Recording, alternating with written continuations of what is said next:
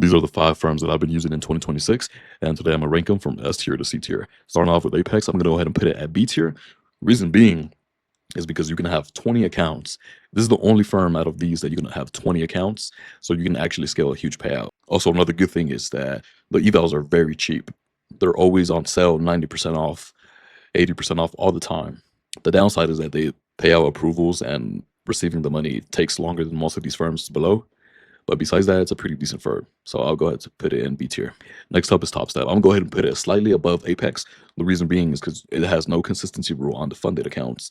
You can have 5 accounts with Top Step and you can request 50% of your profits. So you can make an insane amount of money with this. So I'm gonna go ahead and put it in A tier. Next up is my funded futures. I'm gonna go ahead and put it in A tier.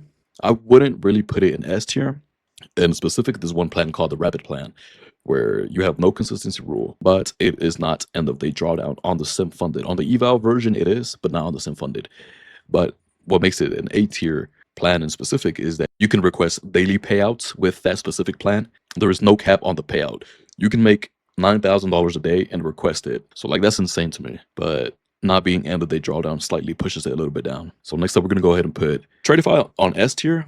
The reason I believe it's S tier is because they're pretty cheap. No PA fee, no none of that stuff. The reason why I put it in S tier is because it has so much accounts you can choose from. The select plan, the growth plan, the lightning funded, all that stuff. I find like you have multiple options. In specific, I really like the select plan. You can select daily payouts. It's basically like the rapid plan from MFF. The only downside, it's capped at $2,000 per payout. But honestly, $2,000 a day, who wouldn't take it?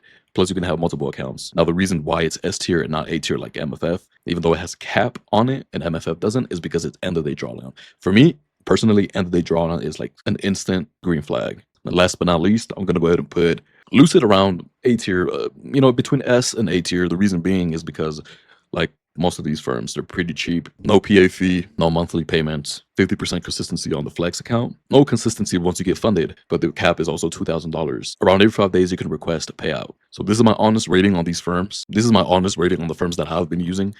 I know there's multiple other firms out there that could be better than most of these, but this is my opinion on the firms that I have personally used. If you want a special discount on any of these firms, you can go ahead and use code JTNQ. It gives you the best available discount they currently have going on.